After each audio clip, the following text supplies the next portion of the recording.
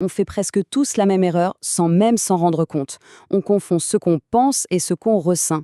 La différence, elle peut paraître toute petite, mais la maîtriser, ça a le pouvoir de transformer notre communication du tout au tout. Allez, on va décortiquer ensemble cette distinction parce qu'elle est vraiment essentielle. Cette phrase, tu ne m'écoutes jamais. Qui ne l'a jamais entendue, ou peut-être même prononcée? On connaît très bien la réaction que ça provoque, non?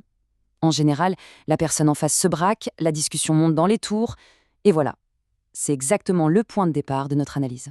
Pour bien comprendre d'où vient le problème, il faut d'abord explorer ce mode de communication qu'on utilise un peu par défaut.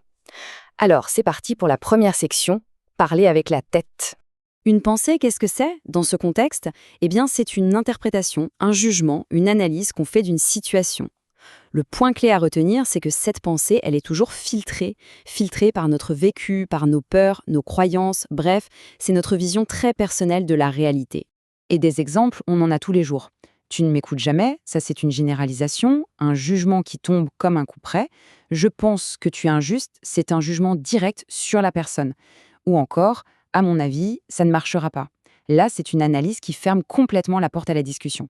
Le point commun de toutes ces phrases, c'est qu'elles viennent de notre intellect.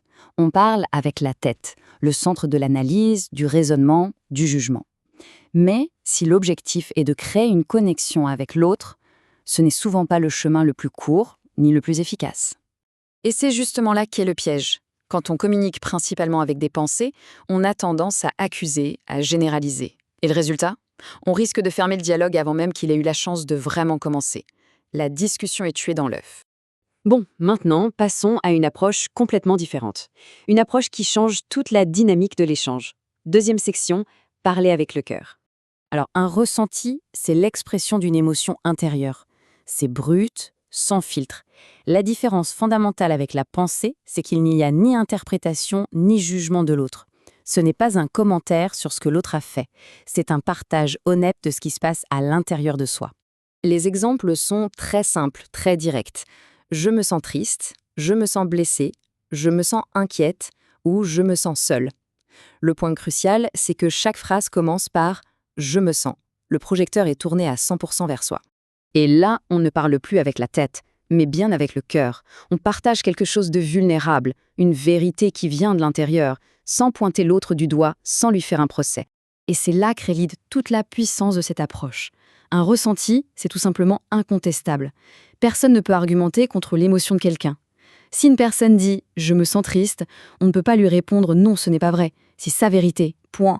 D'accord? Maintenant, mettons ces deux concepts côte à côte pour que la différence saute vraiment aux yeux. Troisième section, la différence en action. Regardez bien cette différence. C'est radical.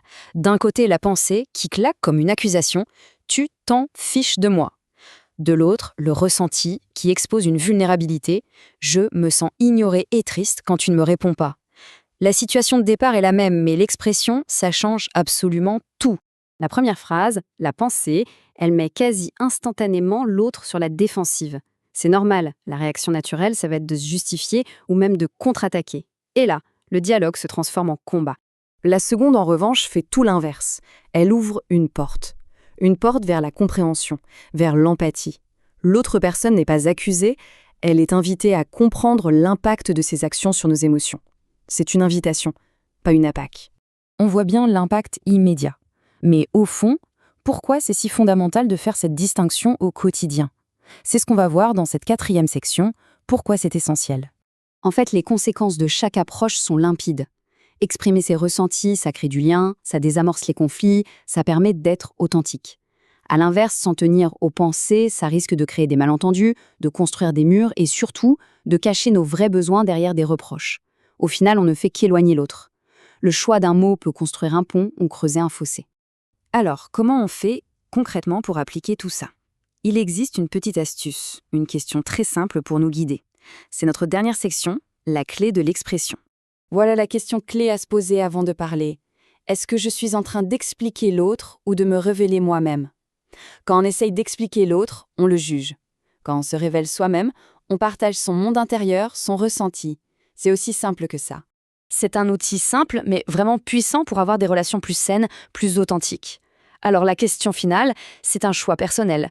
La prochaine fois, est-ce que l'objectif sera de prouver qu'on a raison ou de créer une véritable connexion ?